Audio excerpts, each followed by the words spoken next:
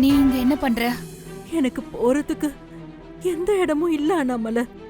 அதான் கோயில் கோயிலா போய் அங்க கிடைக்கிற சாப்பாட்டை வாங்கி சாப்பிட்டு வாழ்ந்துட்டு இருக்க. நான் இங்க இருக்கேன்னு தெரிஞ்சுதான் வந்தியா? இல்ல அண்ணாமலை, எதேச்சியா தான் வந்த. ஆமா, நீ ஏன் இப்படி இருக்க? அந்த ஊரை விட்டு ஏன் நீ இவ்வளவு தூரம் வந்த? என் விதியை நான் என்னன்னு சொல்லுவேன்?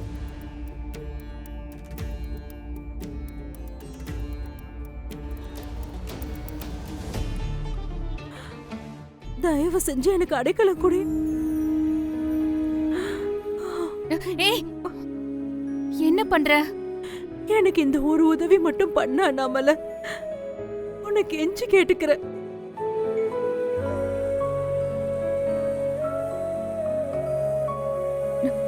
சரி, நீ கேட்டதை நான் செய்றேன். ஆனா இந்த விஷயம் வெளியே யாருக்கும் தெரியக்கூடாது. நான் யாருக்கும் சொல்ல மாட்டேன். என் உயிரே போனாலும் சொல்ல மாட்டேன். என்ன அப்புறமா வந்து பாரு.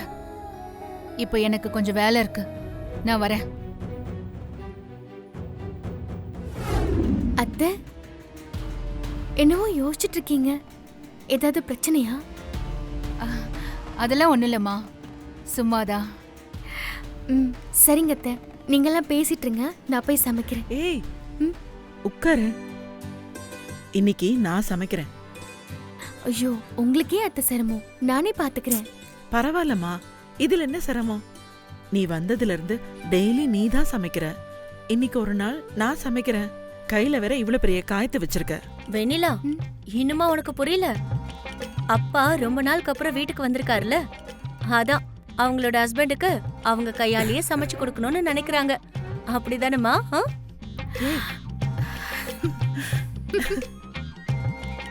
பாருடா பெரியமாக்கு வெக்கத்தை.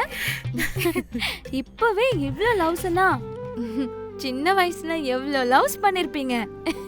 ஐயோ, ஏண்டி சும்மாவே இருக்க மாட்டீங்களா? நான் கூட என் மேல இருக்கிற பாசத்துல தான் அத்தை சமைக்க போறாங்கன்னு நினைச்சேன். இதுதான் விஷயமா? என்னத்த, மாமா வந்ததும் கால் தரையில படல போல. பாரு லீலா, நீ சமைச்சா மட்டும் போதாது, இன்னைக்கு உன் கையில தான் எனக்கு ஊட்டி விடணும். ஐயோ, சும்மா இருங்க. அம்மா, அப்பா மேல இருக்கிற பாசத்துல குழம்புல உப்புக்கு பதிலா சர்க்கரையை போட்டுறாதீங்க. போடா. வான்மதி, நீ எதுக்கு இப்படி பின்னாடியே வரேன்னு எனக்கு நல்லாவே தெரியும்.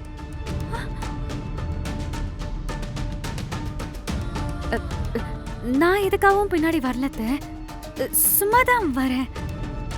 உன் மனசுல என்ன ஓடிட்டு இருக்குன்னு எனக்கு தெரியும்.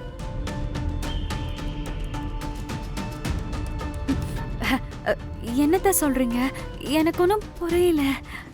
நீ பண்ண காரியம் எனக்கு தெரியுமா தெரியாதான்னு ரொம்ப குழம்பிக்க வேண்டாம் வான்மதி. எனக்கு தெரியும்.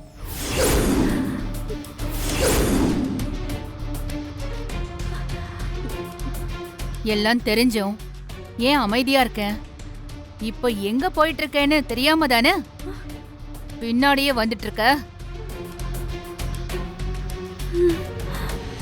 நான் எங்க போறேன், என்ன பண்றேன்னு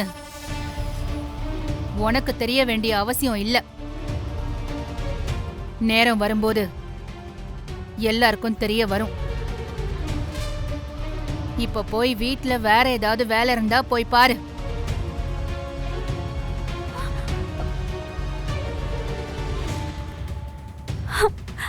எல்லாம் தெரிஞ்சும் ஏன் அமைதியா இருக்காங்க? ஒண்ணுமே புரியலையே. வான்மதி, விடக்கூடாது. இதை எப்படியாவது சரி பண்ணணும். என்ன பண்ணலான்னு யோசி.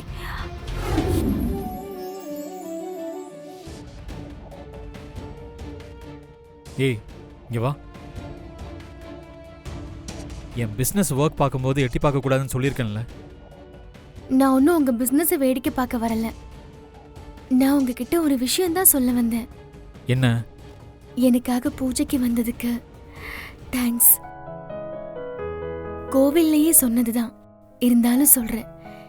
நீங்க வருவீங்கன்னு நான் கொஞ்சம் கூட எதிர்பார்க்கல. இங்க பாரு, நீ நினைக்கிற மாதிரி நான் ஒன்றும் உன் கூட சேர்ந்து பூஜையில கலந்துக்கணும்னு ஆசைப்பட்டெல்லாம் அங்க கோயிலுக்கு வரல. நீ தான் அந்த தாலியை பறி கொடுத்த பொண்ணுன்னு தெரியாம தான் வந்தேன். நீ தான்னு தெரிஞ்சிருந்தா நான் கோயிலுக்குள்ளேயே வந்திருக்க மாட்டேன். இப்ப எதுக்கு சிரிக்கிற? நீங்க என்ன வேணாலும் சொல்லுங்க, அந்த கோவில்ல நான் இருக்கேன்னு தெரிஞ்சிருந்தாலும் நீங்க வந்திருப்பீங்க. நீங்க எவ்வளவுதான் என்னை விட்டு விலகி போக நினைச்சாலும் விதி உங்களை என்கிட்ட கொண்டு வந்து சேர்த்துக்கிட்டே இருக்கு, சேர்த்துக்கிட்டே தான் இருக்கும். ஏன்னா என்னோட காதல் உண்மையானது. இந்த ஜென்மத்துல நான் தான் உங்களுக்கு பொண்டாட்டி, நீங்க தான் எனக்கு புருஷன். இதை யாராலையும் மாத்தவே முடியாது. இங்க பாரு, சும்மா இந்த விதின்லாம் போய் சொல்லி என்னை கன்ஃபியூஸ் பண்ணிட்டு இருக்காத. நான் இதெல்லாம் நம்புறது இல்ல. என் பிசினஸ் செட் ஆனதும் நான் இங்கிருந்து போயிட்டே இருப்பேன். அப்போ உன் விதி என்ன பண்ணுதுன்னு பாப்போம். நீங்க எங்க போனாலும் நான் உங்க பொண்டாட்டிங்கிறதும் நீங்க என் புருஷங்கிறதும் மாறிடாது. இங்க பாரு, நான் ஏற்கனவே செம்ம கடுப்புல இருக்கேன். தேவையில்லாம ஏதாவது பேசி இன்னும் என்ன கடுப்பேத்தாம இங்கிருந்து கிளம்பு. யாருங்க இந்த நேரத்துல ஃபோன் பண்றது? ஃபாரின்ல பிசினஸ் ஸ்டார்ட் பண்ண போறேன்னு சொன்னேன்ல, அதுக்கு ஃபைனான்ஸ் ரெடி பண்ற ஏஜென்ட். அவர் எதுக்குங்க இந்த நேரத்துல கால் பண்றாரு? இங்க நைட்னா அங்க டே. அதான் கால் பண்ணியிருக்காரு. சும்மா கேள்வி கேட்காம தூங்கு.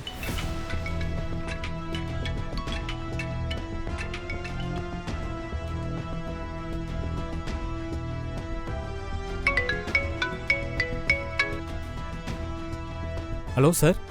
என்ன வருண், ஆள் இருக்கீங்களா?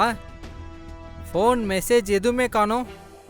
இல்ல சார், பிசினஸ் விஷயமா கொஞ்சம் அலைஞ்சுக்கிட்டு இருக்கேன். அதான். வேலை நடக்குதுன்னு சொல்றீங்க, ஆனா எனக்கு ஒன்றும் அப்படி தெரியலையே. ஏன் சார், என்ன ஆச்சு? ஆமா வருண், 1 மந்த்ல இந்தியாவில் அவுட்லெட் ஸ்டார்ட் பண்ணிடுவேன்னு சொன்னீங்க, டாக்குமெண்ட்ஸ் வந்துடுன்னு சொன்னீங்க, ஆனா இன்னும் எதுவும் வரலையே. சார், அதுக்கான ஒர்க் தான் போயிட்டு இருக்கு. சீக்கிரமே சென்ட் பண்ணிடுறேன் சார். ஒவ்வொரு முறையும் இதான் சொல்றீங்க, ஆனா அனுப்ப மாட்டீங்களே. நீங்க சொன்னதை நம்பி தான் நான் எல்லாருக்கிட்டையும் பேசிட்டேன். எங்க சைடு எல்லாமே ரெடியா இருக்கு. இனிமே நீங்க டாக்குமெண்ட்ஸ் அனுப்புனாதான் நெக்ஸ்ட் ஸ்டெப் எடுக்க முடியும்.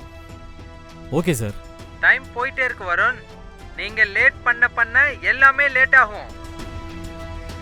அது மட்டும் இல்ல, நீங்க நினைச்ச மாதிரி 3 மாசத்துல எல்லாம் இங்க வர முடியாது. ஏற்கனவே வாராதுன்னு இங்க சிச்சுவேஷன் வேற மாதிரி இருக்கு. இப்போ என்ன சார் பண்றது? மேக்ஸிமம் 1 வீக்ல உங்க இந்தியா பிசினஸ் டீடைல்ஸ் எனக்கு வேணும். அப்பதான் ஃபர்தரா என்னால மூவ் பண்ண முடியும். இல்லனா நீங்க வேற ஏஜென்ட்டை பாத்துக்கோங்க.